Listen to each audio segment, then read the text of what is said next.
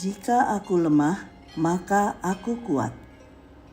Tetapi jawab Tuhan kepadaku, cukuplah kasih karuniaku bagimu, sebab justru dalam kelemahanlah kuasaku menjadi sempurna.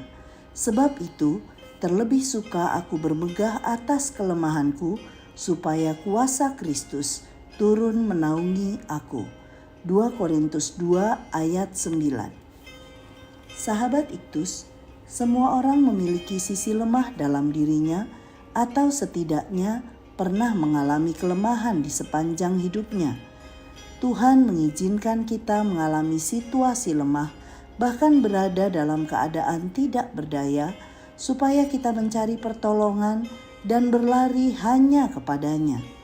Kelemahan dalam hal fisik, psikis, materi, atau hal yang lain untuk menyadarkan bahwa kekuatan hanya datang dari Tuhan saja. Renungan ini akan menolong kita memahami kasih karunia Tuhan di tengah kelemahan yang sedang kita alami.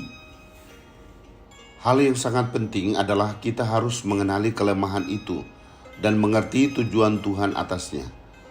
Rasul Paulus adalah pribadi yang memiliki banyak potensi dan pengalaman.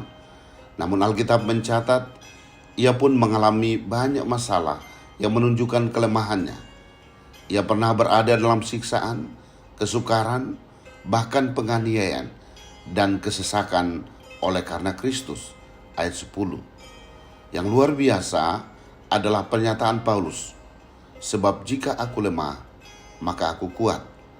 Bagaimana agar kita mampu berkata, aku kuat di dalam kelemahan? Mari kita belajar dari Rasul Paulus. 1. Kelemahan yang dialami Paulus. Ayat 17. Rasul Paulus menderita karena duri di dalam daging dan diizinkan Tuhan digocok oleh utusan dari iblis agar ia tidak meninggikan diri. Alkitab tidak menuliskan secara terperinci apakah itu suatu masalah atau pencobaan yang berat.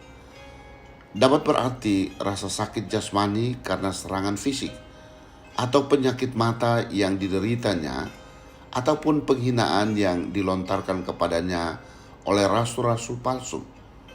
Yang pasti, apa yang disebut Rasul Paulus sebagai duri dalam daging itu sangatlah menyusahkan hatinya selama beberapa waktu.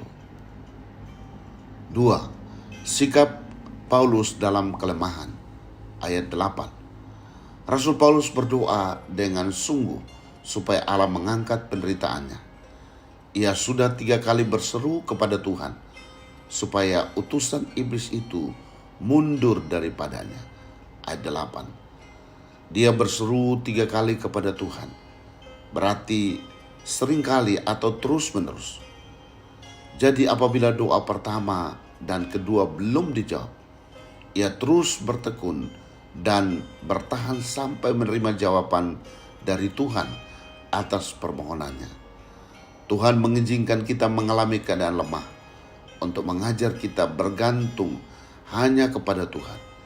Meskipun jawaban Tuhan tidak selalu sama dengan apa yang kita harapkan. 3. Paulus menjadi kuat dalam kelemahannya. Ayat 9 dan 10. Allah tidak mengangkat kelemahan Rasul Paulus, namun ia memberikan cukup kasih karunia kepadanya. Sedahsyat apapun duri dalam daging yang menyakitinya, kasih karunia bekerja melalui kuasa Allah yang sempurna. Rasul Paulus bukan hanya memahami kuasa Allah, namun ia telah mengalami kuasa Allah yang memampukan untuk tetap efektif dalam melayani Tuhan.